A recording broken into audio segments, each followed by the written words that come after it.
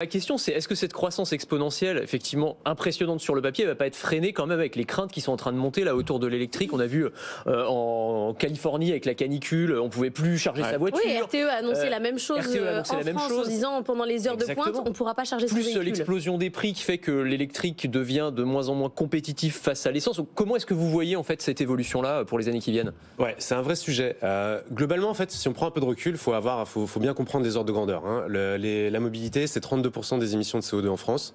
Dans la stratégie nationale bas carbone, faut qu'on fasse une réduction par 10 d'ici 2050. Ouais. Donc c'est énorme.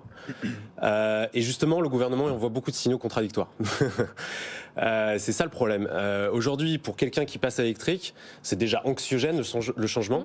Donc si en plus on vous dit, en fait, c'est pas sûr, vous allez peut-être pas pouvoir vous recharger pendant l'hiver, c'est encore plus anxiogène. Ouais, c'est vrai, vous avez raison. Le signal envoyé par RTE il y a 2 jours, là, en disant, est extrêmement anxiogène. Pendant les périodes rouges de EcoWatt, on ne pourra plus recharger sa voiture entre 18h et 20h. Après, il faut peut-être expliquer, c'est pas très grave, puisque de toute façon, la batterie, on la recharge la nuit.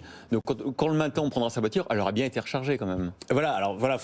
Faut étudier, ça dépend des cas d'usage. Il y en a après aussi qui se rechargent beaucoup au bureau. Nous, on voit beaucoup de la recharge au bureau également.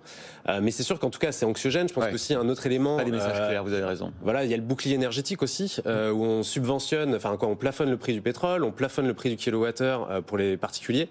Mais pour les professionnels, il n'y a pas de plafonnement du coût au kilowattheure. Nous, aujourd'hui, on a des transporteurs du dernier kilomètre qui décalent leur projet d'électrification de flotte parce que s'ils changent, s'ils passent à l'électrique, leur forfait augmente. On peut donner un exemple très concret, par exemple, pour recharger une voiture standard, 300 km d'autonomie, combien ça coûtait, je parle de l'entreprise, parce qu'évidemment, le tarif pour le grand public est plafonné. Combien ça coûtait pour une entreprise il y a un an, une nuit de recharge sur une batterie de voiture?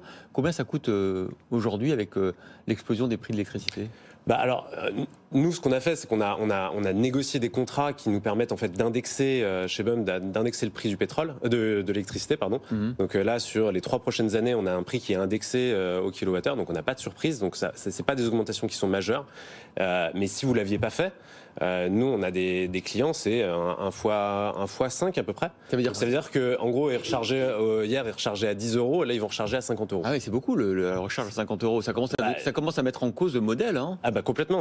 Et c'est ça le problème par rapport au bouclier énergétique, c'est que quelque part, vous créez une distorsion de marché en plafonnant le prix du pétrole. Vous subventionnez le pétrole quelque part. Et puis pour les professionnels, il n'y a pas de plafonnement sur le prix du kilowattheure. C'est quoi